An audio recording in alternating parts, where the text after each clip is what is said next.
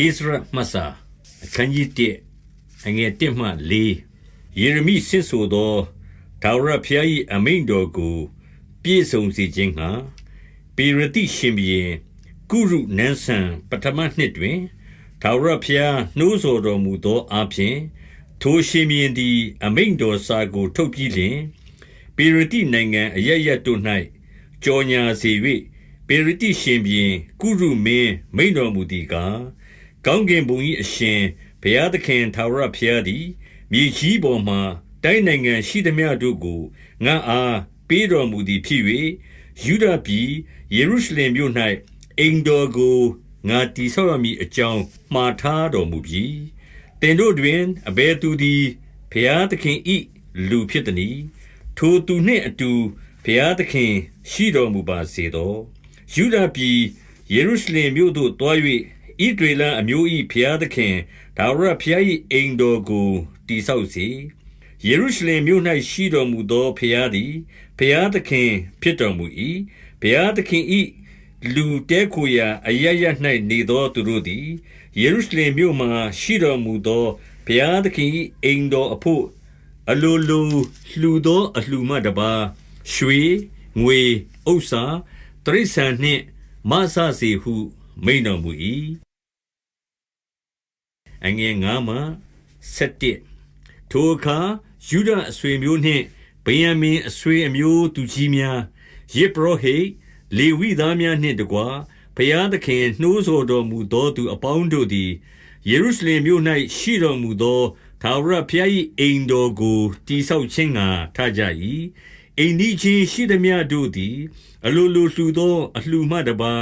ငွေတစားနှင့်ရွှေအစရှိသောဥစ္စာများတရိษံများအဖိုးထိုက်သောအရာတို့နှင့်မဆကြ၏ထိုမှတပါယေရုရှလင်မြို့မှနေဗုခဒ်နေဇာသိမ်းသွား၍မိမိဖျားတို့ဗိမာန်၌တွင်ထားသောဗိမာန်တော်တစားတို့ကိုပေရသိရှင်ဘုရင်ကုရုသည်ရွှေတိုက်ဆိုးမိတရီတက်လက်ဖြင့်ထုတ်၍ယူဒမင်းရှေရှဗာဇာ၌ရေတွက်လျက်အပ်တော်မူ၏ဗိမာန်တော်တစားစင်းဟုမူကားရွှေဖလား30ငွေဖလား1000ဓာ29စင်းရွှေအိုး30ခြားနာသောငွေအိုး430အခြားသောတစား1000ရွှေတစားငွေတစားအရေအတွက်ပေါင်းကား9400ဒီထိုတစားများကိုယေရှဗာဇာသည်ယူ၍အချုပ်ခံရသောလူစုတဲကဘာဘူးလုံမြို့မှယေရုရှလင်မြို့သို့ခေါ်သွားသောသူတို့နှင့်အတူဆောင်ခဲ့၏အခန်းကြီးနှင့်အငယ်1မှ35ဘာဘူးလုံရှင်ဘုရင်နေဗုခဒ်နေဇာသည်ဘာဘူးလုံမြို့သို့သိမ်းသွားသောလူစုတဲကထွက်၍ဇေရုဗဗေလယောရှုနေဟမိတယာယယေလာယမော်ဒဂဲဘိလရှံမိဇပါဘိကဝဲယေဟုံဘာနာတို့နှင့်အတူလိုက်လာ၍ယေရုရှလင်မြို့အစရှိသောယူဒပြည်၌အတီးတီးဆိုင်သောမြို့ရွာသို့ရောက်သောနိုင်ငံတော်သားဣသရေလလူစင်းဟုမူကားပါရုအမျိုးသား2182ယောက်ရှေပတိအမျိုးသား382ယောက်အာရာအမျိုးသား985ယောက်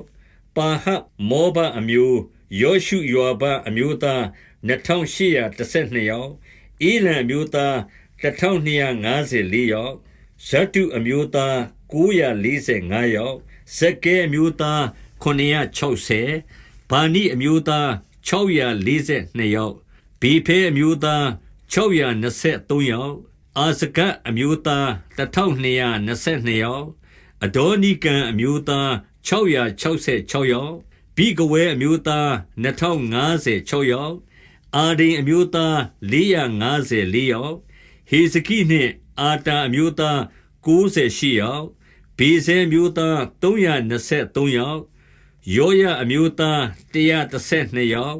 ဟာရှုံအမျိုးသား223ယောက်ဂိဗာအမျိုးသား95ယောက်ဗဲလင်မျိုးသား123ယောက်နေတောဖမျိုးသား56ယောက်အာနတုမျိုးသား128ယောက်အာဇမဝဲမျိုးသား42ယောက်ကိယယ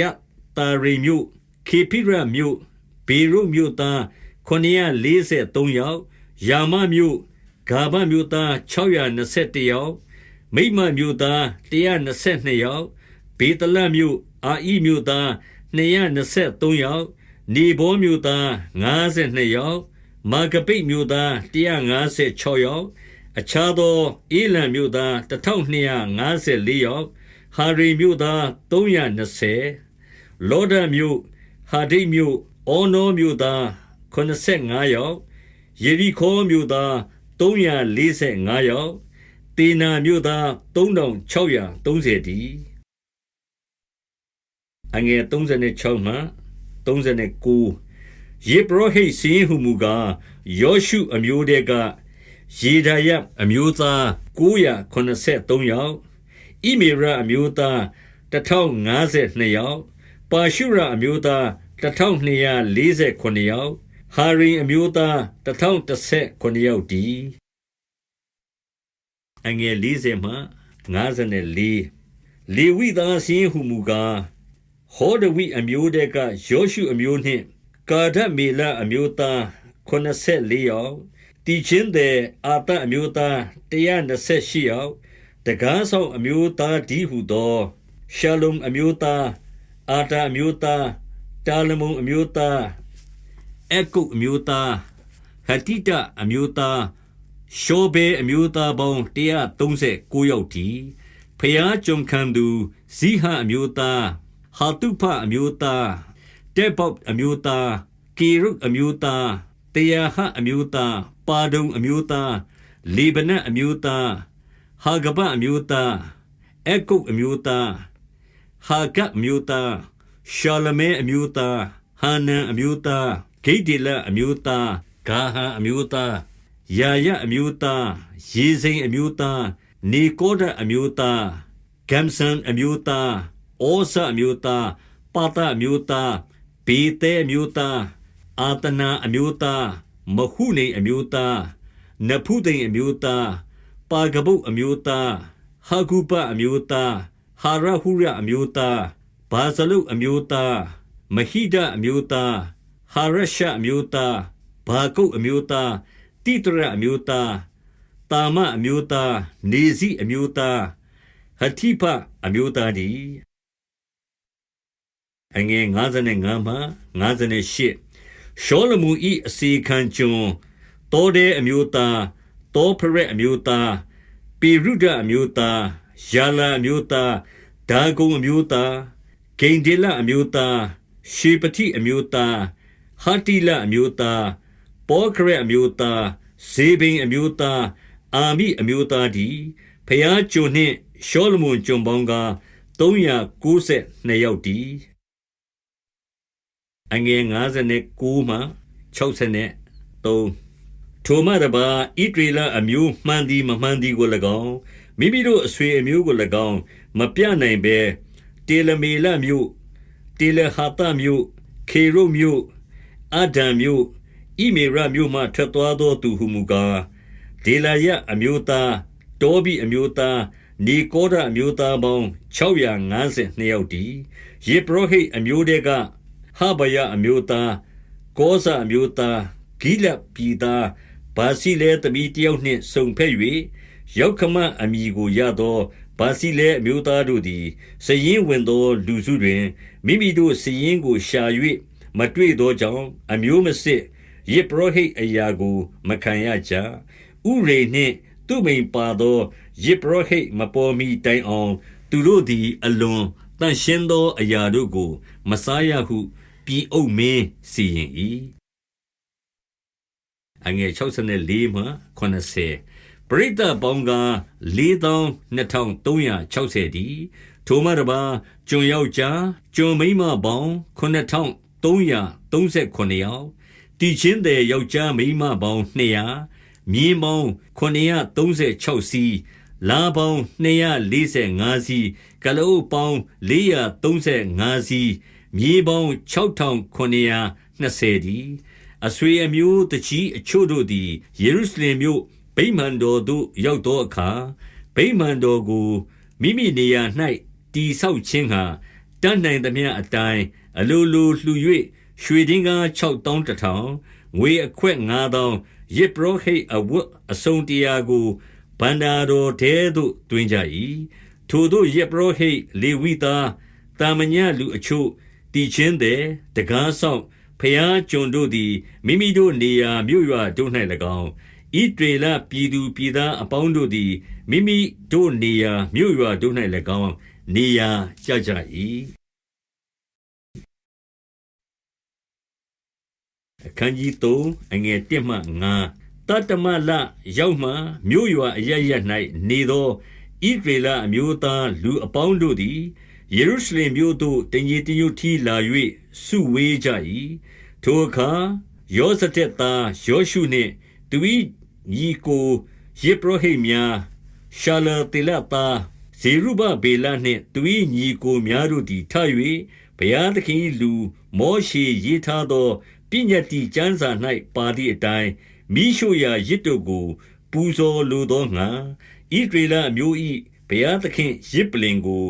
တည်ကြ၏ထိုပြည်အရရ၌နေသောသူတို့ကိုကြောက်တော်လဲရစ်ပလင်ကိုမိမိဖနက်ပေါ်မှတည်ထား၍နံနှင့်ညဦးမပြတ်မိရှုရာရစ်တို့ကိုထာဝရဘုရားအားပူဇော်ကြ၏ကျမ်းစာလာသည့်အတိုင်းတကေနေပွဲကိုလည်းခံ၍တရားနှင့်ညီနေ့တိုင်းပြုတင်သောဝတ်ကိုပြုလျက်နေ့တိုင်းမိရှုရာရစ်တို့ကိုအရေအတွက်နှင့်ပူဇော်ကြ၏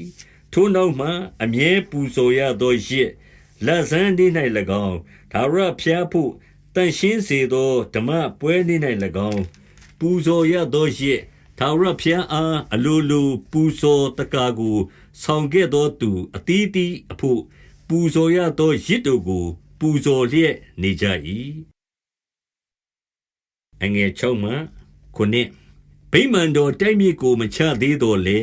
တတမလတရနေ့မှစ၍မိရှုရာရစ်တို့ကိုထာဝရဘုရားအားပူဇော်ကြ၏ပယံသမားနှင့်လက်သမားတို့အားလည်းငွေကိုပေးကြ၏ပေရတိရှင်ဘုရင်ကုရုအခွင့်ပေးတော်မူသည့်အတိုင်းအာရစ်တသားကိုလေဗနုန်တောင်မှရုပ်ပေစိတ်တို့ဆောင်စေခြင်းငှာဇိဒုန်မြို့သားနှင့်တုရုမြို့သားတို့အားစားစရိတ်နှင့်စီများကိုပေးကြ၏အငယ်8မှ17ယေရုရှလင်မြို့ဗိမာန်တော်သို့ရောက်သောဒုတိယနှင့်ဒုတိယလတွင်ရှာလတေလသားဇေရုဘဗေလယောဇဒက်သားယောရှုကြံကျွင်းသောညီကိုယေပရောဟိတ်လေဝိသားများအချုပ်ခံရသောလူစုတဲကထွက်၍ယေရုရှလင်မြို့သို့လာသောလူများအပေါင်းတို့သည်ထ၍ဗိမာန်တော်တိဆောက်ခြင်းအမှုကိုနှိုးဆော်စိမ့်သောငါလေဝိသားတို့ကိုခန့်ထားကြ၏ထိုအခါယုဒအမျိုးယောရှုနှင့်သူ၏သားညီများကပ်မြေလနှင့်သူ၏သားများလေဝိအမျိုးဟေနဒတ်သားများသူတို့သားနှင့်ညီများတို့သည်ဗိမာန်တော်ကိုတိဆောက်လှုပ်ဆောင်သောသူတို့ကိုနှိုးဆော်ခြင်းဟံထကြ၏လှုပ်ဆောင်သောသူတို့သည်ထာဝရဘုရား၏ဗိမာန်တော်တိုက်မြစ်ကိုချသောအခါဣသရေလရှင်ဘုရင်ဒါဝိဒ်စီရင်သည့်အတိုင်းထာဝရဘုရား၏ဂုဏ်တော်ကိုချီးမွမ်းစေခြင်းဟံတဘိုးကင်သောယေဘရဟိတ်များ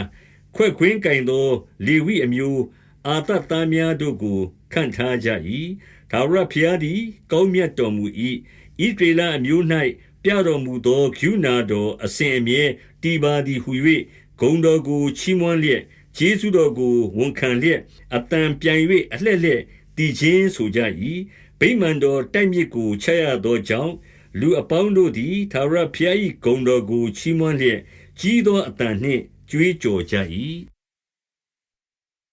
အငယ်7မှ73တို့ရတွင်အသက်ကြီး၍အရင်ဗိမာန်တော်ကိုမြင်ဘူးသောယေပရောဟိတ်လေဝိသားအဆွေအမျိုးတကြီးအများတို့သည်နောက်ဗိမာန်တော်တိုက်မြစ်ကြလျက်ရှိသည်ကိုမြင်သောအခါကြီးစွာသောအတန်နှင့်ငိုကြွေးကြ၏လူအများတို့သည်လည်းဝမ်းမြောက်သောစိတ်နှင့်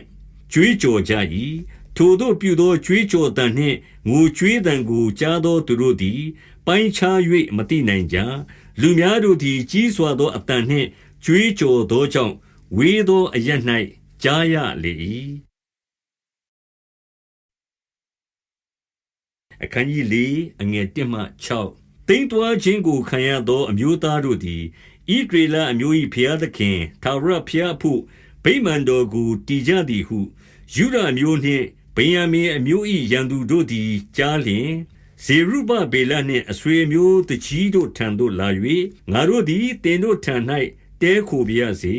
တင်တို့၏ဘုရားသခင်ကိုတင်တို့ရှာတကဲ့သို့ငါတို့လည်းရှာကြ၏ငါတို့ကိုဤပြည်သို့ဆောင်ခဲ့သောအာရှုရိရှင်ဘုရင်ဧဒရဟန်ဒုံလက်ထက်မှစ၍ထိုဘုရားသခင်အားရစ်ပူဇော်ကြသည်ဟုဆိုကြသောဇေရုဗဗေလနှင့်ယောရှုအစရှိသောဣသရေလအဆွေအမျိုးတကြီးတို့က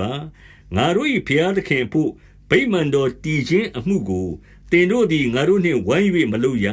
ပေရတိရှင်ဘုရင်ကုရုမင်းကြီးအမိန့်တော်အတိုင်းဣသရေလအမျိုး၏ဘုရားသခင်ထာဝရဘုရားအဖို့ငါတို့သည်ကိုယ်တိုင်တည်ရမည်ဟုပြန်ပြောကြ၏ထိုအခါပြည်သူပြည်သားတို့သည်ယုဒအမျိုးတို့ကိုလက်အားလျော့စေ၍တိဆောက်ခြင်းအမှုကိုနှောက်ယှက်ကြ၏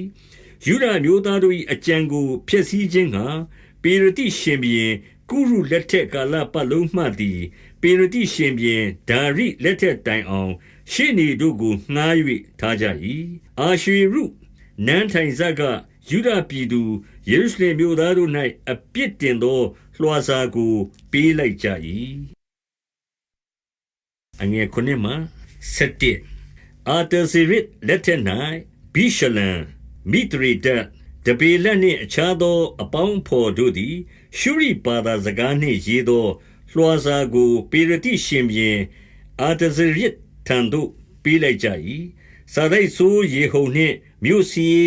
ရှိမရှဲတို့သည်ယေရုရှလင်မြို့ကိုရန်ဘက်ပြုလျက်အာတဇေရစ်မင်းကြီးထံသို့စာပေးလိုက်၍စာတိုက်ဆိုးယေဟုန်မြို့စီရှိမရှဲနှင့်အခြားသောအပေါင်းဖော်ဒီနေပြည်သားအာဖတတက်ပြည်သားတာပေလပြည်သားအာဖရတပြည်သားအာခေဝပြည်သားဘာဘူးလုံပြည်သားရှုရှနပြည်သားဒီဟဝပြည်သားအေလံပြည်သားအစရှိသောကြီးမြတ်သောမင်းအာတနပါဆောင်ခဲ့၍ရှမာရိမြို့ရွာတို့၌နေရာချသောသူများနှင့်မြစ်အနောက်ဘက်၌နေသောအခြားသူများတို့သည်ဤမည်သောနေ့ရက်ကာလတွင်အာတဇေရစ်မင်းကြီးထံသို့ပေးလိုက်သောစာဟုမူကားမြစ်အနောက်ဘက်၌နေသောကိုရော့ကျွန်တို့သည်ဤမည်သောနေ့ရက်ကာလတွင်လျှောက်ပါ၏အငယ်7မှ16အထံတော်မှကျွန်တော်တို့ရှိရာသို့ရောက်လာသောယူဒလူတို့သည်ဆိုးညစ်၍ပုန်ကန်တတ်သောယေရုရှလင်မြို့ကိုတည်လျက်မြို့ရိုးအမြစ်ကိုချ၍လက်ဆက်တတ်လူသည်ကိုတိမှတ်တော်မူပါထိုမြို့ကိုတည်ပြန်၍မြို့ရိုးကိုလက်ဆက်တတ်လျင်ငွေတော်ခွဲခြင်းကိုမခံအခွန်တော်အကောက်တော်ကိုမပေးဘဲနေ၍နိုင်ငံတော်အကျိုးနည်းပါလိမ့်မည်ကိုတိမှတ်တော်မူပါကျွန်တော်တို့သည်ကျေးဇူးတော်အားဖြင့်အသက်မွေးရသောသူဖြစ်သည်နှင့်ညီကိုယ်တော်၌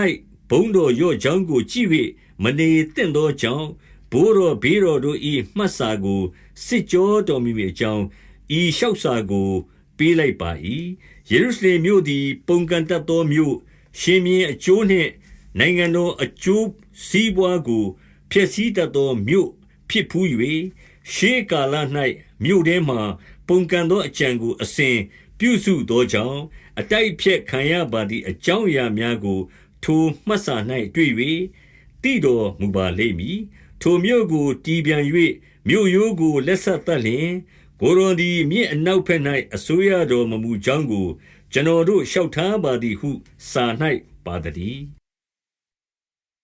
အငယ်19မှ24ရှင်ဘုရင်သည်စာရိုက်ဆိုးယေဟုန်နှင့်မြို့စီရှိမရှဲမှဆ၍ရှမာရိမြို့၌နေသောထိုသူတို့၏အပေါင်းဖော်များမြစ်အနောက်ဘက်၌နေသောအခြားသူများတို့ရှိရာသို့ပြန်ပေးလိုက်သောစာဟုမူကားဤမည်သောနေ့ရက်ကာလတွင်ငါရေး၍တင်တို့ချမ်းသာပါစေငါထံသို့တင်တို့ပေးလိုက်သောစာကိုငါရှိမှအ내ပြန်၍ဖတ်ပြီးငါမှားထားသည့်အတိုင်းစစ်ကြောကြသောအခါထိုမြို့သည်ရှေးကာလ၌ရှင်ဘုရင်တို့ကိုပုန်ကန်ကြောင်းမကောင်းသောအကြံကိုကြံတတ်သောမြို့ပုန်ကန်တတ်သောမြို့ဖြစ်ကြောင်းငွေတော်ကိုခွဲလျက်အခွန်တော်အကောက်တော်ကိုခံလျက်မြစ်အနောက်ဘက်တစ်လျှောက်လုံးကိုအစိုးရ၍ တကိုးကြီးသောရှင်မြင်းတို့သည်ယေရုရှလင်မြို့၌နေဘူးကြောင်းများကိုသိရ၏တို့ဖြစ်၍ငါသည်အခွင့်မပေးမီတိုင်အောင်ထိုသူတို့သည်မြို့ကိုမတီးဘဲနေစေမည်အကြောင်းအမိန့်တော်ကိုဆင့်ဆိုကြလော့နိုင်ငံတော်အကျိုးမပျက်စီးစေခြင်းငှာတတိပြု၍ဤအမှုကိုစစ်စစ်ကြည့်ရှုကြလော့ဟုမိန့်တော်မူ၏အာတဇေရစ်မင်းကြီးစာကိုယေဟုန်နှင့်မြို့စီရှိမရှဲအဆရှိသောသူအပေါင်းအဖော်ရှေ့မှဖတ်ပြီးလျှင်သူတို့သည်ယေရုရှလင်မြို့ယူဒလူတို့ရှိရာသို့အလင်းအမြန်သွား၍ယူဒလူတို့၏အလုတ်ကင်ကိုအနိုင်ထက်စီးတားကြ၏ထိုတို့ယေရုရှလင်မြို့၏ဗိမာန်တော်တည်ခြင်းအမှုပြတ်၍ပေရတိရှင်ဘုရင်ဒါရိနန်းဆန်နှစ်နှစ်တိုင်အောင်လက်ဆမတတ်ဘဲနေလေ၏ခန်းကြီး9အငယ်1မှ9ထိုအခါပရောဖက်ဟာဂန်နှင့်ဣဒေါသားပရောဖက်ဇာခရိတို့သည်ယူဒပြည်သူယေရုရှလင်မြို့သားယူဒလူတို့အားထာဝရဘုရားအခွင့်နှင့်ဟောကြ၏ထိုတို့ဘုရားသခင်၏ပရောဖက်တို့သည်ဝိုင်းသဖြင့်ရှာလတေလသားဇေရုဘပေလနှင့်ယောဇဒက်သားယောရှုသည်ထ၍ယေရုရှလင်မြို့၏ဗိမာန်တော်ကိုတည်စပြုပြန်ကြ၏ထိုအခါမြစ်အနောက်ဘက်မြို့ဝန်တာတနဲနှင့်ရှေတာဘောဇနဲမှဆ၍သူတို့အပေါင်းဖော်တို့သည်လာ၍ဤအိမ်ကိုတိဆောက်ရမည်ဤမြို့ရိုးကိုပြုပြင်ရမည်အကြောင်းအဘဲသူမှားထားသည်ဟု၍၎င်းဤအိမ်ကိုတိဆောက်သောသူ၏အမိကားအဘဲတို့နည်းဟု၍၎င်းမေးစစ်ကြတော်လဲဒါရိမင်းအမိန်တော်မရောက်မီအလုတ်ကင်မပြတ်စေခြင်းငှာဘုရားသခင်သည်ယူဒမျိုးသားအသက်ကြီးသူတို့ကိုထောက်ရှုတော်မူ၏တို့ဖြစ်၍အထံတော်သို့ရှောက်စာကိုပေးလိုက်ကြ၏အငယ်6မှ7မြစ်နောက်ဖက်မြို့ဝန်တာတနဲနှင့်ရှေတာဘောဇနဲမှဆ၍သူတို့အပေါင်းဖော်မြစ်အနောက်ဖက်၌နေသောအာဖတသက်လူတို့သည်ဒါရိမင်းကြီးထံသို့ပေးလိုက်သောစာချက်ဟုမူကားဒါရိမင်းကြီး၌အစဉ်ချမ်းသာရှိပါစေသောကျွန်တော်တို့သည်ယူဒပြည်တွင်ကြီးမြတ်သောဘုရားသခင်၏အိမ်တော်သို့ရောက်၍ထိုအရသားတို့သည်အိမ်တော်ကိုကြောက်ကြီးနှင့်တီလုပ်လျက်ကြောက်ထျံပေါ်မှတစ်သားကိုတင်လျက်အလျင်အမြန်လှုပ်ဆောင်၍အကြံထမြောက်ကြောင်းကိုတိမှတ်တော်မူပါဤအိမ်ကိုတိဆောက်ရမည်ဤမြို့ရိုးကိုပြုပြင်ရမည်အကြောင်းအဘဲသူမှားထားသည်ဟု၍၎င်းသူကြီးတို့၏အမည်များကိုစည်ရင်ယူ၍အထံတော်သို့ပေးလိုက်ခြင်းဟာတကြီးတို့၏အမည်များကို၎င်းအသက်ကြီးသူတို့၌မေးမြန်းသောအခါသူတို့ကငါတို့သည်ကောင်းကင်နှင့်မြေကြီးရှင်ဘုရားသခင်၏ကျွန်တော်ဖြစ်ကြ၏ရှေးကာလ၌ကြီးမြတ်သောဣသရေလရှင်ဘုရင်တည်ထောင်တော်မူသောအိမ်တော်ကိုယခုပြုပြင်ကြ၏အငယ်7မှ9ငါတို့ဘိုးဘေးတို့သည်ကောင်းကင်ဘုံ၏အရှင်ဘုရားသခင်၏အမျက်တော်ကိုနှိုးဆော်သောကြောင့်သူတို့ကိုခါလဒဲမင်းဘာဘူးလုံရှင်ဘုရင်နေဗုခဒ်နေဇာလက်သို့အပ်တော်မူသည်ဖြင့်ထိုရှင်ဘုရင်သည်ဤအိမ်တော်ကိုဖျက်ဆီး၍ပြည်သားတို့ကိုဘာဘူးလုံမြို့သို့သိမ်းသွား၏ဘာဘူးလုံရှင်ဘုရင်ကုရုတီနန်းဆန်ပထမနှစ်တွင်ဤဗိမာန်တော်ကိုပြုပြင်ရမည်အကြောင်းမိန့်တော်မူ၏နေဗုခဒ်နေဇာသည်ယေရုရှလင်မြို့၏ဗိမာန်တော်ထဲကထုတ်၍ဘုရားသခင်အိမ်တော်နှင့်ဆိုင်တော်လဲဘာဘူးလုံမြို့၏ဗိမာန်သို့ဆောင်သွားသောရွှေတန်ဆာငွေတန်ဆာတို့ကိုကုရုမင်းကြီးသည်ဘာဘူးလုံမြို့၏ဗိမာန်ထဲကတဖန်ထုတ်၍ရှေရှဘာဇာအမည်နှင့်မြို့ဝန်အရာ၌ခန့်ထားသောသူလက်သို့အပ်တော်မူလျက်ဤတန်ဆာတို့ကိုယူ၍ယေရုရှလင်မြို့၏ဗိမာန်တော်သို့ဆောင်သွားလော့ဘုရားသခင်အိမ်တော်ကိုမိမိနေရာ၌တည်ပြန်စေဟုမိန့်တော်မူသည့်အတိုင်းထိုရှေရှဘာဇာသည်လာ၍ယေရုရှလင်မြို့၏ဘုရားအိမ်တော်အမြစ်ကိုချထားသဖြင့်ထိုအချိန်မှစ၍ယခုတိုင်အောင်ငါတို့သည်တည်လုပ်လျက်လက်ဆက်မတတ်သေးဟုပြန်ပြောကြ၏တို့ဖြစ်၍ယေရုရှလင်မြို့၌ဘုရား၏အိမ်တော်ကိုတည်ရမည်အကြောင်းကုရုမင်းကြီးအမိန်တော်ရှိသည်မရှိသည်ကိုတိလိုသဖြင့်ဘာဘူးလုံမြို့ဗန္ဒာတော်တိုက်၌ ရှာဖွေစေခြင်းဟာအလိုတော်ရှိလျင်ရှာဖွေစေတော်မူပါနောက်တဖန်ဤအမှု၌အလိုတော်ရှိသည့်အတိုင်းကျွန်တော်တို့စီတို့အမိန်တော်စာကိုပေးလိုက်တော်မူပါဟုရှောက်စာ၌ပါတည်းအခန်းကြီး6အငယ်1မှ8ထိုအခါဒါရိမင်းကြီးအမိန်တော်နှင့်ဘာဘူးလုံမြို့ဗန္နာတော်ထားရာစာတိုက်၌ရှာဖွေကြ၏မေဒီပြည်အာခမေတမြို့နန်းတော်၌စာလိပ်ကိုတွေ့၍စာလိပ်၌ပါသောစကားဟုမူကားရစ်ပူဇော်ရာအိမ်တော်ကိုတည်စေတိုက်မြစ်ကိုခိုင်ခန့်စွာချထားစေအမြင့်အတောင်60အနံအတောင်60ရှိ၍ကြီးသောကြောက်တန်း3ဆင့်အတစ်သောတစ်သားတန်း1ဆင့်နှင့်အထက်ထပ်တည်စေဈေးများကိုလည်းဗန္တာတော်တဲကထုတ်၍ပေးစေယေရုရှလင်မြို့၏ဗိမာန်တော်တဲကနေဗုခဒ်နေဇာထုတ်၍ဘုရားသခင်၏အိမ်တော်နှင့်ဆိုင်တော်လဲဘာဘူးလုံမြို့သို့ဆောင်ခဲ့သောရွှေတစားငွေတစားတို့ကိုပြန်ပေးစေယေရုရှလင်မြို့၏ဗိမာန်တော်သို့ပို့၍အလုံးစုံတို့ကိုဘုရားအိမ်တော်ထဲတွင်မိမိတို့နေရာ၌ထားစေဟုကုရုမင်းကြီးသည်နန်းဆန်ပထမနှစ်တွင်ယေရုရှလင်မြို့၏ဘုရားအိမ်တော်အမှုမှာအမိန့်တော်ရှိ၏တို့ဖြစ်၍မြစ်အနောက်ဘက်မြို့ဝန်တာတနဲရှေတာဘောဇနဲနှင့်တင်တို့အပေါင်းဖော်ဒီဟုသောမြစ်အနောက်ဘက်၌နေသောအာဖတသက်လူတို့ထွက်သွားကြထိုဖျားဤအိမ်တော်တည်ခြင်းအမှုကိုမစည်းမတားကြနှင့်ယူဒမြို့ဝန်နှင့်ယူဒအမျိုးအသက်ကြီးသူတို့သည်ထိုအိမ်တော်ကိုမိမိနေရာ၌တည်ပါလေစေထိုမှတပါတင်တို့သည်ထိုဖျားဤအိမ်တော်တည်ခြင်းအမှုကိုယူဒအမျိုးအသက်ကြီးသူတို့နှင့်ကူညီရမည်အကြောင်းသူတို့သည်အစည်းတားမရှိစေခြင်းငှာမြစ်အနောက်ဘက်၌ခံသောအခွန်တော်ဒီဟုသောဗန္တာတော်တဲကအိမ်တော်တည်เสียစည်းကိုချက်ချင်းထုတ်ပေးရမည်အကြောင်းငါအမိန့်တော်ရှိ၏အငယ်9မှ12ထိုမှတပါသူတို့သည်မွေးကြိမ်သောရစ်တို့ကိုကောင်းကင်ဘုံ၏အရှင်ဘုရားသခင်အားပူဇော်၍ရှင်ဘုရင်အသက်ဆွေတော်မျိုးတော်တို့၏အသက်အဖို့ဆုတောင်းစေခြင်းငှာသူတို့လိုချင်သမျှယေရုရှလင်မြို့ယစ်ပရောဟိတ်တို့စီရင်သည့်အတိုင်းကောင်းကင်ဘုံ၏အရှင်ဘုရားသခင်အားမိရှို့ရာရစ်ပူဇော်เสียဖို့နွားတိုးထီတိုးတငယ်စပါးဆာစပြည့်ရည်စီတို့ကိုနေတိုင်းအစင်မပြတ်ပေးစေ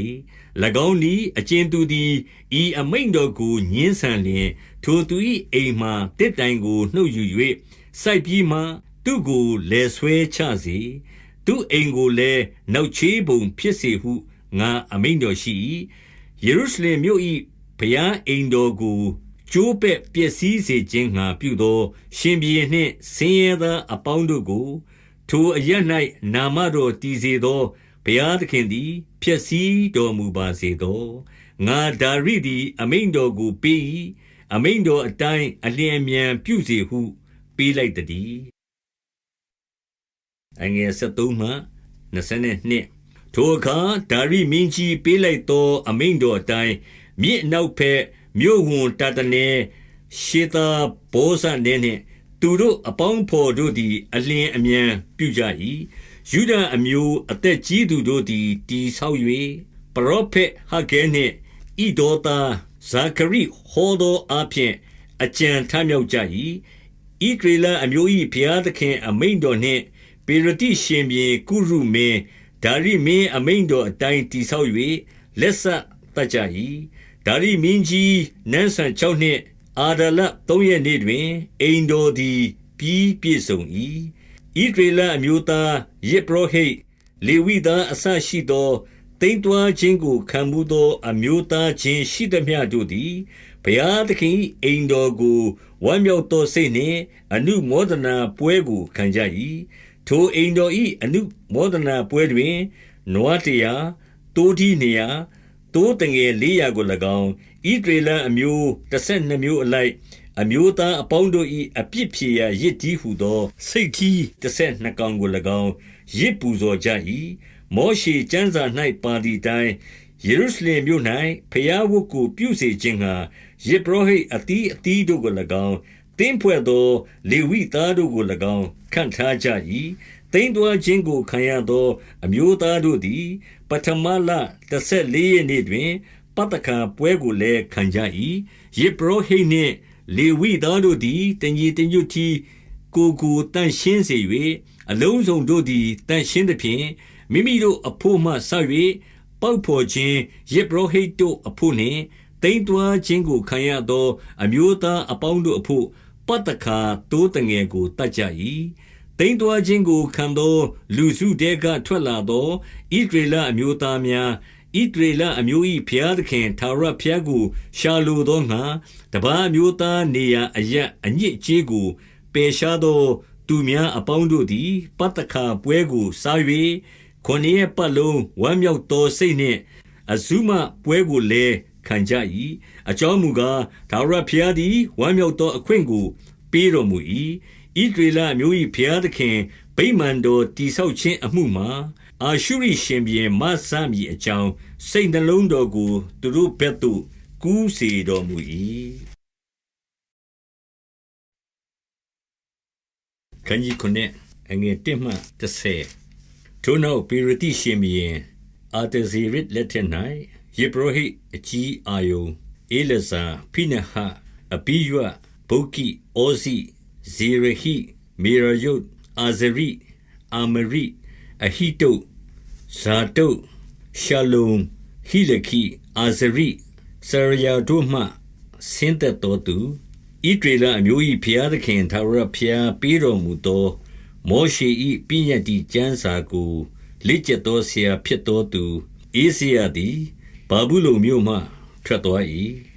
ထိုသူတောင်းသမျှကိုသူ၏ဘုရားသခင်ထာဝရဘုရားတန်ခိုးတော်ကြောင့်ရှင်ဘုရင်ပေးသနာတော်မူ၏အာတဇေရစ်မင်းကြီးနန်းဆန်9နှစ်တွင်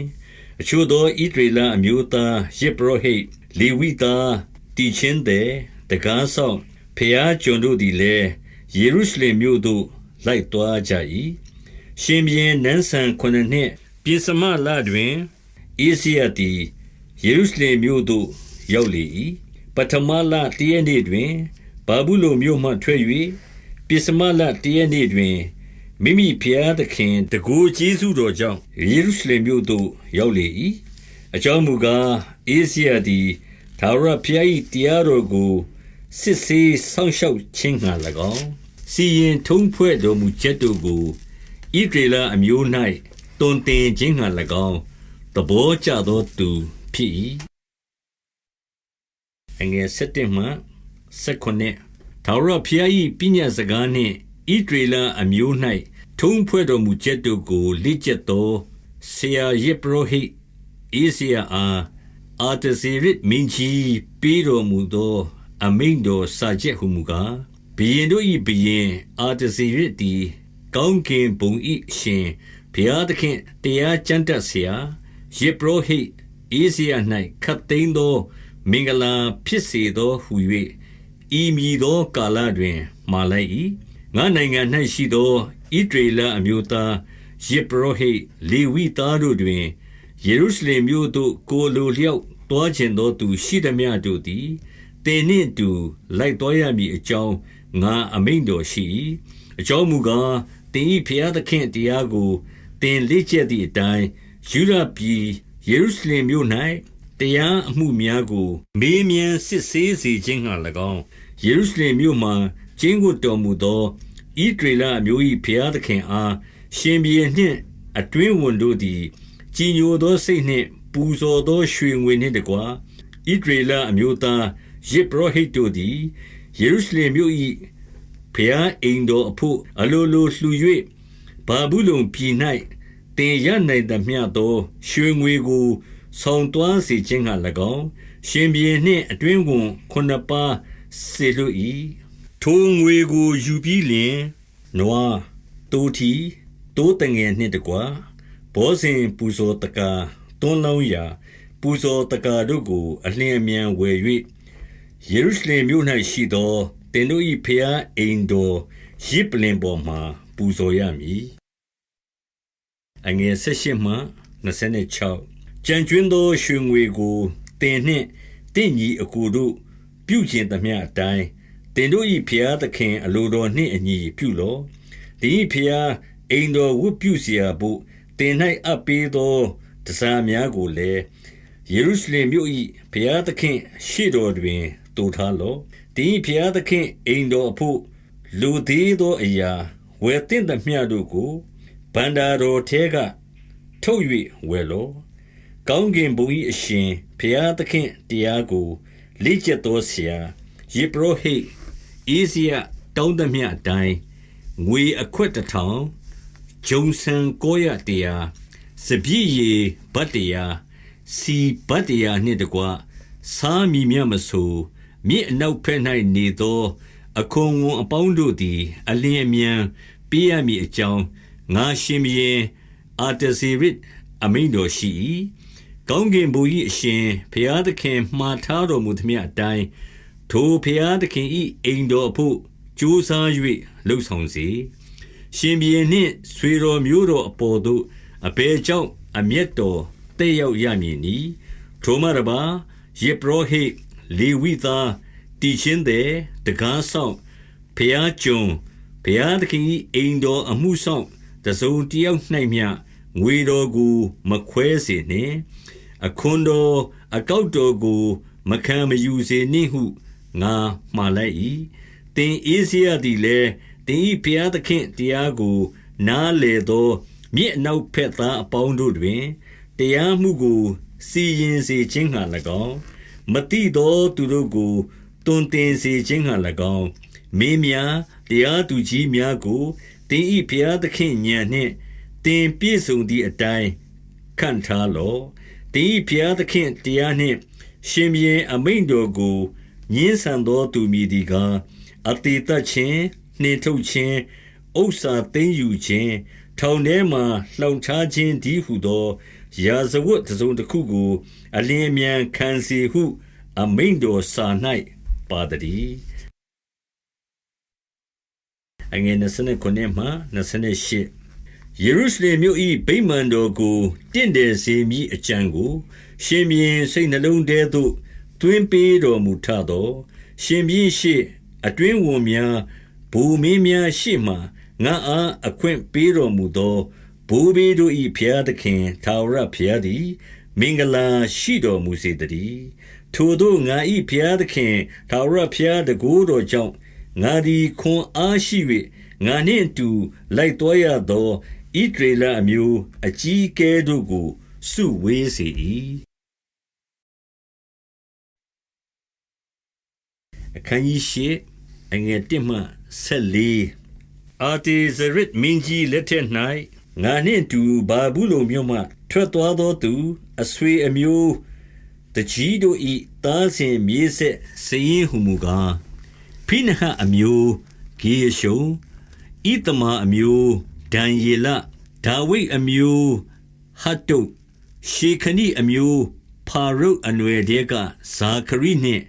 စရင်ဝင်သူယောက်ျားပေါင်း105ချိတ်ပါဟမောဘအမျိုးဇေရယသားအေလျောနေနှင့်ယောက်ျားပေါင်း200ရှေခနိအမျိုးယဟာဇေလသားနှင့်ယောက်ျားပေါင်း300အာဒိန်အမျိုးယောနသန်သားအေပက်နှင့်ယောက်ျားပေါင်း9ချိတ်အေလံအမျိုးအာတလိသားယေရှယနှင့်ယောက်ျားပေါင်း9ချိတ်ရှေပတိအမျိုးမိခေလသားဇေဗဒိနှင့်ယောက်ျားပေါင်း10ချိတ်ယောဘအမျိုးယေဟေလသားဩဗဒိနှင့်ယောက်ျားပေါင်း200ချိတ်8ယောက်ရှေလောမိအမျိုးယောတိဖိသားနှင့်ယောက်ျားပေါင်း106ချိတ်ဘေဘဲအမျိုးဘေဘဲသားဇာခရိနှင့်ယောက်ျားပေါင်း2ချိတ်8ယောက်အာဇဂတ်အမျိုးဟကတန်သားယောဟနန်နှင့်ယောက်ျားပေါင်း100ချိတ်အဒေါနိကံအမျိုးသားတို့တွင်နောက်ကျသောသူအေလိဖလက်ယေယေလရှေမာယနှင့်ယောက်ျားပေါင်း6ချိတ်ဘိဂဝဲအမျိုးသားဥသဲဇာပုနှင့်ယောက်ျားပေါင်း9ချိတ်တည်းအငယ်15မှ20ထိုလူများတို့ကိုအဟာဝမြို့သို့စီးသောမြစ်နားမှ ငါစုဝေးစေ၍သုံးရက်ပတ်လုံးတဲ၌နေကြ၏လူများနှင့်ယေဘရဟိတ်များတို့ကိုငါစစ်ဆေး၍လေဝိသားတယောက်ကိုမျှမတွေ့သောအခါလူကြီးအေလီစာအယေလရှေမာယနာသန်ဇာခရိမေရှုလံပညာရှိယာရိတ်အေလနာသန်တို့ကိုခေါ်၍ကတိဖိမြို့တကြီးဣဒေါထံသို့မှာစာနှင့်ဆေလွလျက်ဣဒေါနှင့်ကတိဖိမြို့မှနေသောသူ၏ညီကိုဖျားကျွန်တို့သည်ငါတို့ဖျားသခင်အိမ်တော်အမှုဆောင်များကိုပေးစေခြင်းဟာသူတို့အားအဘယ်သို့ပြောဆိုရမည်ကိုငါမှားလိုက်၏ထိုသူတို့သည်ငါတို့၏ဖျားသခင်တကူကျေးဇူးတော်ကြောင့်ဣဒရေလသားလေဝိဤသားမဟာလိအမျိုးသားပညာရှိတယောက်ရှေယဘိနှင့်သူ၏ပေါက်ဖော်တကျိတ်ရှိယောက်ဟာရှဘိနှင့်မေရာရိအမျိုးယေရှာယနှင့်သူ၏ပေါက်ဖော်နှစ်ကျိတ်လေဝိသားတို့အမှုကိုဆောင်ရွက်စေခြင်းငှာဒါဝိဒ်နှင့်မူတော်မတ်တော်ခန့်ထားသောဖျားကျွန်များစည်ရင်ဝင်သည့်အတိုင်း202ကျိတ်တို့ကိုခေါ်ခဲ့ကြ၏အငယ်21မှ23ထိုအခါဥစ္စာများမှဆ၍သူငယ်များနှင့်တကွငါတို့သွားเสียမှန်သောလမ်းကိုဘုရားသခင်၌ရှာ၍ရှေ့တော်မှာချိုးချံစွာကျင့်ခြင်းငှာအဟာဝမျက်နာတွင်အစာရှောင်ရာအချိန်ကိုငါကြော်ညာ၏အကြောင်းမူကားကျွန်တော်တို့ဘုရားသခင်ကိုရှာသောသူအပေါင်းတို့သည်တကိုးကျေးဇူးတော်ကိုခံရကြလိမ့်မည်ကိုရောကိုစွန့်သောသူအပေါင်းတို့ကိုတကိုးတော်စီးတား၍အမျက်တော်တက်ရောက်လိမ့်မည်ဟုငါတို့သည်ရှင်မြင်းအားလျှောက်ထားသောကြောင့်လမ်းတွင်ရန်သူလက်နှင့်လွတ်စေခြင်းငှာလိုက်၍ပို့ရသောစစ်သူရဲ့မြင်းစည်းသူရဲ့တဒတ်ကိုရှင်မြင်း၌မတောင်းဝန်ရှက်ကြ၏ထိုအမှုကြောင့်ငါတို့သည်အစာရှောင်၍ငါတို့ဘုရားသခင်ကိုဆုတောင်းလျက်နေကြ၏ဘုရားသခင်လည်းနားထောင်တော်မူ၏အငယ်24မှ32ထိုအခါယေဘရဟိအကြီးတစ်ကျိတ်နှစ်ပါးရှေယဘိဟာရှဘိနှင့်သူတို့ညီကိုတစ်ကျိတ်ကိုငါရွေးထားပြီးလျှင်ရှင်ပြန်မှဆ၍အတွင်းဝန်မူတော်မတ်တော်စီဝေသောဣဒရေလအမျိုးသားအပေါင်းတို့သည်ငါတို့၏ဘုရားသခင်အိမ်တော်အဖို့လှူသော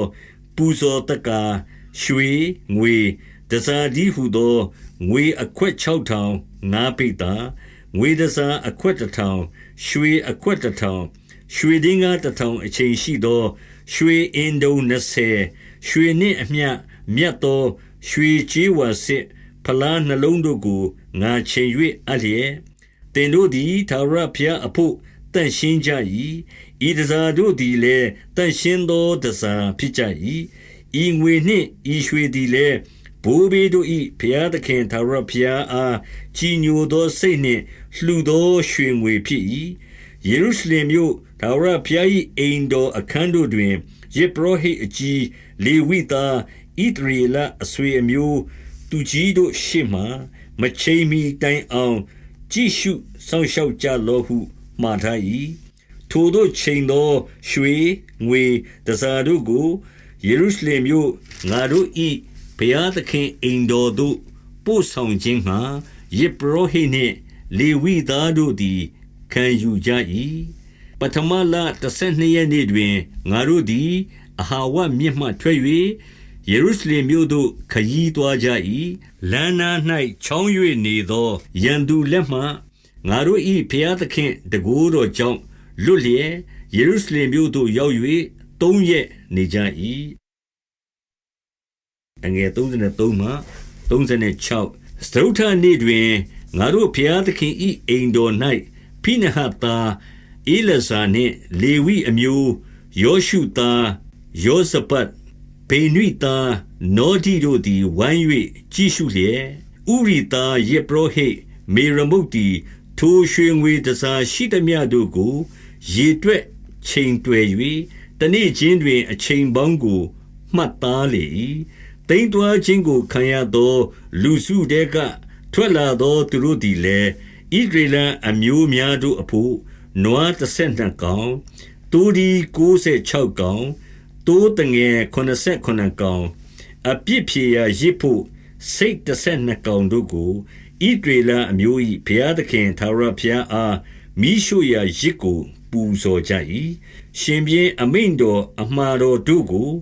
ကိုစားတော်မင်းမြစ်အနောက်ဘက်မြို့ဝန်တို့၌အပ်၍သူတို့သည်ဣဒရေလအမျိုးနှင့်ဘုရားသခင်အိမ်တော်ကိုပြုစုကြ၏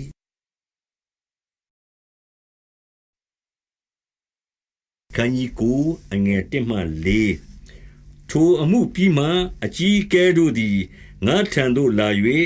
ယေဘရဟိတ်လေဝိသားအစရှိသောဣဒရေလအမျိုးသားတို့သည်ဤပြည်သားရင်းတို့နှင့်ပေါင်းဖော်သဖြင့်ခါနနိလူဟိတ္တိလူဖေရဇိလူယေဗုတိလူအာမုန်လူမောဘလူအေဂုတ်ထုလူအာမောရိလူတို့ယွန်ရှာပွေသောအကျင့်ကိုကျင့်ကြပါ၏အကြောင်းမူကားသူတို့သမီးများကိုကိုဖို့၎င်းကိုသားဖို့၎င်းသိမ်းယူသည်ဖြင့်တန်ရှင်းသောအမျိုးသည်ဤပြည်သားရင်အမျိုးနှင့်ရောနှောလျက်ရှိ၍အကြီးကဲနှင့်မင်းအရာရှိတို့သည်ဤဒုစရိုက်အမှုကိုအူးပြုကြပြီတကားဟုကြားပြောကြ၏ထိုစကားကိုငါကြားလျင်အတွင်းအဝတ်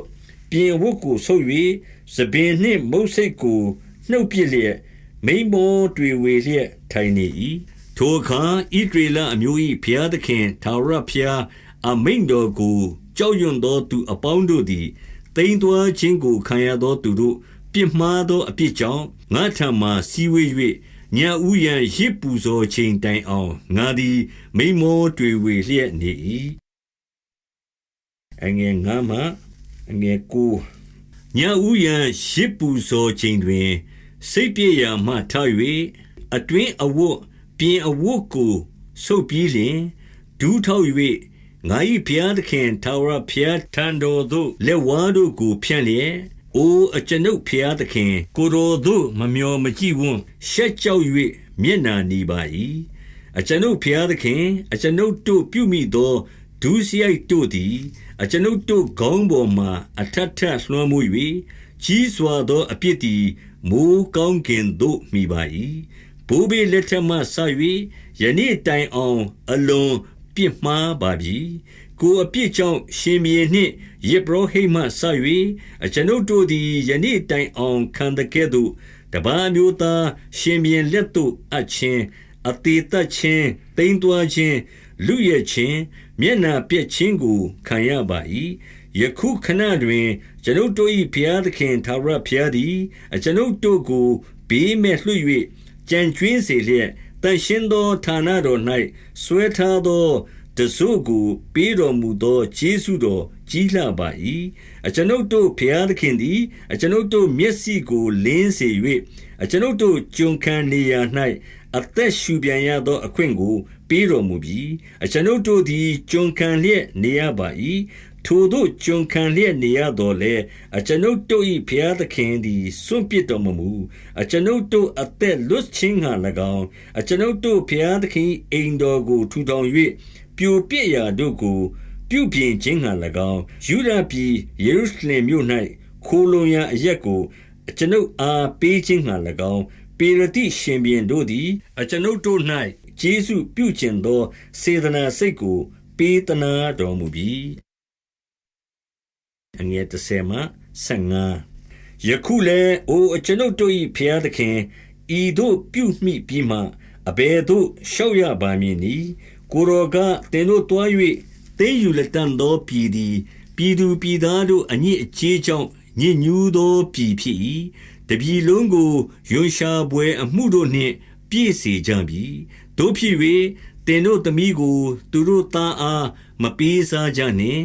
သူတို့၏သမီးကိုတင်တို့သားနှင့်မဆုံဖက်စေကြနှင့်သူတို့ချမ်းသာနှင့်သူတို့စည်းစိမ်ကိုအလျင်းမပြုစုကြနှင့်တင်တို့သည်ခွန်အားကြီး၍မြေအသီးအနှံကိုစားရသောအခွင့်ထိုမြေကိုကိုသားမြေတို့၌နေဆာအမွေမြေဖြစ်စေ၍အာရသောအခွင့်ရှိစေခြင်းငှာထိုတို့ကြည့်၍နေကြလော့ဟုကိုရောကျွန်ပရောဖက်တို့အားဖြင့်မှားထားတော်မူသော ပညာစကားတော်ကိုအကျွန်ုပ်တို့သည်နားမထောင်ပါတကားအကျွန်ုပ်တို့၏ဘုရားသခင်ထာဝရဘုရားသည်ဟုသောကိုယ်တော်သည်အကျွန်ုပ်တို့ခံတိုက်သမျှသောအပြစ်ဒဏ်ကိုပေးတော်မမူသောလေအကျွန်ုပ်တို့သည်ကိုယ်တိုင်ပြုမိသောဒုစရိုက်အမှုကြီးစွာသောလွန်ကျူးခြင်းအပြစ်ကြောင့်ဤမြတ်လောက်ခံရပြီးမှ၎င်းကိုယ်တော်သည်ဤမြတ်လောက်ချမ်းသာပေးတော်မူပြီးမှ၎င်းအကျွန်ုပ်တို့သည်ပညာတရားတော်တို့ကိုတဖန်လွန်ကျူး၍ဤယွန်ရှာပွဲအမှုတို့ကိုပြုတတ်သောလူမျိုးနှင့်ပေါင်းဖော်လျင်တယောက်မျှမလွတ်မကြံကျွင်းစေခြင်းငှာအမျက်တော်ထွက်၍အကျွန်ုပ်တို့ကိုဖျက်ဆီးတော်မူမည်မဟုတ်လော။အိုဣသရေလအမျိုး၏ဘုရားသခင်ထာဝရဘုရားကိုယ်တော်သည်ဖြောင့်မတ်တော်မူ၏အကျွန်ုပ်တို့သည်ယနေ့အသက်လွတ်၍ကြံကျွင်းသေးသောသူဖြစ်ပါ၏ကိုယ်အပြစ်များကိုရှေ့တော်၌တောင်းပန်ပါ၏ထိုအပြစ်ကြောင့်ရှေ့တော်၌နေရာမရနိုင်ပါဟုတောင်းလျှောက်လေ၏ခန်းကြီး30အငယ်1မှ9ထိုတို့အေဇိယသည်ဘုရားသခင်အိမ်တော်ရှိမှပြတ်ဝတ်လျက်မျက်ရည်ကျလျက်တောင်းပန်၍ပထနာပြုသောအခါအလွန်များစွာသောပရိသတ်ဣသရေလအမျိုးယောက်ျားမိန်းမသူငယ်တို့သည်အေဇိယထံမှစီဝေး၍အလွန်ငိုကြွေးကြ၏အေလံအမျိုးယေဟေလသားရှေကနိကလည်းငါတို့သည်ကိုဖျားသခင်ကိုပြစ်မှား၍ဤပြည်၌နေသောတပါးအမျိုးသားမိန်းမတို့နှင့်စုံဖက်ကြပြီတို့ရတွင်ဤအမှုမှာဣသရေလအမျိုးမျှော်လင့်เสียရှိသေး၏တို့ဖြစ်၍အရှင်ဖျားအစရှိသောငါတို့ဖျားသခင်ဤပညာတရားကိုကြောက်ရွံ့သောသူတို့တတိပေးသည့်အတိုင်းဤမိမများနှင့်သူတို့သားသမီးများရှိသမျှကိုစွန့်ပယ်မည်ဟုငါတို့၏ဘုရားသခင်ရှေ့တော်၌အဓိဋ္ဌာန်ပြုကြကုန်အံ့ဤအမှုကိုတရားရှိသည့်အတိုင်းစီရင်ကြကုန်အံ့ထတော်မူပါဤအမှုကိုကိုယ်တော်ဆိုင်ပါ၏အကျွန်ုပ်တို့သည်လည်းဝမ်း၍မဆကြပါမည်ရရင်သောစိတ်ရှိ၍ပြုတော်မူပါဟုအေဇိယအားပြန်ပြောကြလျင်အေဇိယသည်ထ၍ယေဘရဟိအကြီးလေဝိသားဣသရေလအမျိုးသားအပေါင်းတို့သည်ထိုစကားအတိုင်းပြုရမည်အကြောင်းသူတို့အားအချိန်ပေး၍သူတို့သည်ကျိန်ဆိုကြ၏အငယ်6မှ8ထိုအခါအေဇိယသည်ဘုရားသခင်အိမ်တော်ရှိကထ၍အေလျာရှိသားယောဟနန်အခန်းသို့တွား၏ရောက်သောအခါမုံကိုမစားရေကိုမတောက်ဖဲနေ၏အကြောင်းမူကားတိမ်တွားခြင်းကိုခံဘူးသောသူတို့ပြစ်မှားသောအပြစ်ကြောင့်ညီးတွားမြည်တမ်းလေ၏တိမ်တွားခြင်းကိုခံရသောအမျိုးသားအပေါင်းတို့သည်ယေရုရှလင်မြို့သို့စီဝေးစေမည်အကြောင်းမင်းများနှင့်အသက်ကြီးသူများစီရင်သည့်အတိုင်း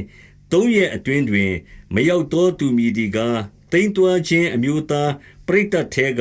နှင်ထုတ်ခြင်းကိုခံ၍သူ၏ဥစ္စာရှိသမျှသည်ကျိန်ဆိုအပ်သောဥစ္စာဖြစ်စေမည်အကြောင်းယေရုရှလင်မြို့မှစ၍ယူဒပြည်တလျှောက်လုံး၌ကြော်ညာကြ၏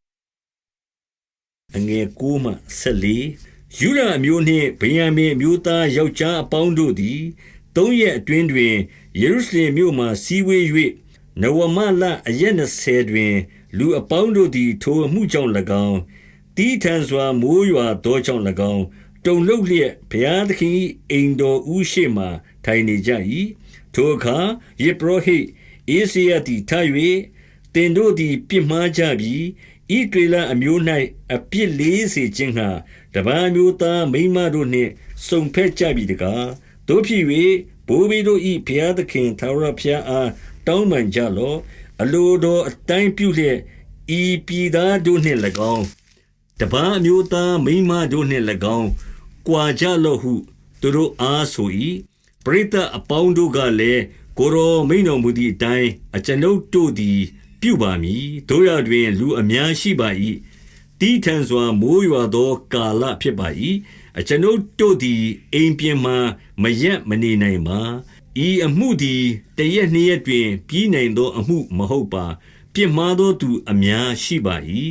ငါတို့ပရိသတ်အပေါင်းကိုအုပ်ချုပ်သောအကြီးအကဲတို့သည်စီရင်သဖြင့်တို့နေရာမြို့ရွာ၌ တပန်းအမျိုးသားမိန်းမနှင့်စုံဖက်သောသူအပေါင်းတို့သည်ချိန်ချက်သောအချိန်တို့၌မြို့အသီးအသီးအသက်ကြီးသူများတရားသူကြီးများနှင့်အတူလာ၍ဤအမှုကြောင့်ပြင်းစွာထွက်သောငါတို့ဖျားသခင်အမျက်တော်ကိုဖြေချပါစေဟုကြီးစွာသောအတန်နှင့်ပြန်ပြောကြ၏အငယ်15မှ19အာတဟိလတာယောနသန်နှင့်တိကဝတာယဟာဇိတာလင်ထိုအမှုကိုပြုစုကြ၏လေဝိသားမေရှုလံနှင့်ရှဗေသားတို့သည်ဝိုင်းညီကြ၏တိမ်သွာခြင်းကိုခံရသောအမျိုးသားတို့သည်ဝန်ခံကြသည်နှင့်အညီယေဘရဟိအေစယသည်ရွေးချယ်၍အဆွေအမျိုးအလိုက်အမည်များကိုမှတ်သားသောအဆွေအမျိုးတကြီးတို့သည်ဒသမလတရက်နေ့တွင်ထိုအမှုကိုစစ်ကြောခြင်းငှာထိုင်နေကြ၏တပါးမျိုးသားမိန်းမနှင့်စုံဖက်သောသူအပေါင်းတို့ကိုပထမလတရက်နေ့တိုင်အောင်အကုန်စင်စစ်ကြောစီရင်ကြ၏တပါးမျိုးသားမိန်းမနှင့်စုံဖက်သောယေဘရဟိအမျိုးသားဟုမူကားယောရှုအမျိုးယောဇတက်သားနှင့်သူ၏ညီမာတေယအေလျာစာယာရိတ်ဂေတလိသည်သူတို့သည်မယားနှင့်ကွာမီဟုဂတိထားကြ၏ပြုမိသောအပြစ်ကြောင့်တိုးကိုရစ်ပူဇော်ကြ၏အငယ်20မှ44ထိုမှတပါဣမေရအမျိုးဟာနန်နှင့်ဇေဗဒိဟာရင်အမျိုးမာတေယအေလိယရှေမာယယေဟေလဩစီပါရှုရအမျိုးဣလဩနေမာတေယဣရှမေလနာတနေလယောဇပအေလာတလေဝိသားယောဇပရှိမိကေလယဒီဟုသောကေလိတပေတာဟိယုဒအေလီစာတချင်းတဲ့အေလျာရှိတကားဆောင်ရှာလုံတေလင်ဥ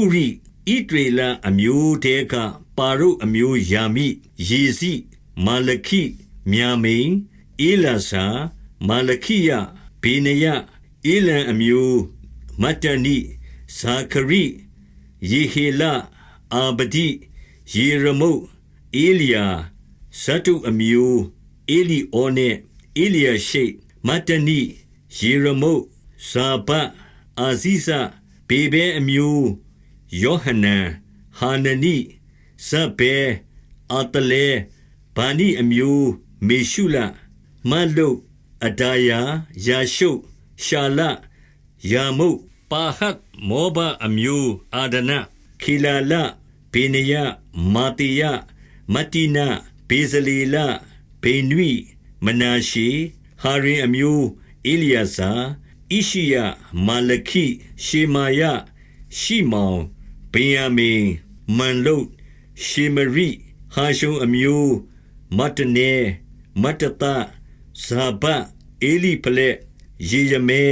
မနာရှေရှိမိဗာနိအမျိုးမာဒေ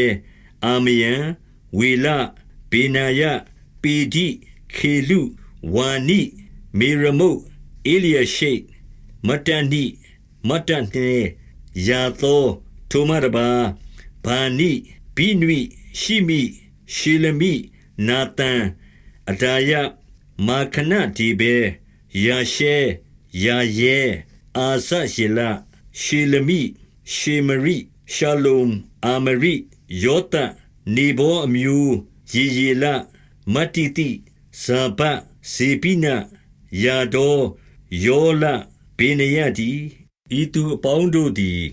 တပါးမျိုးသားမိမနှင့်စုံဖက်၍သားသမီးကိုမြင်ရကြပြီဧဇယမှတ်စာပြီး၏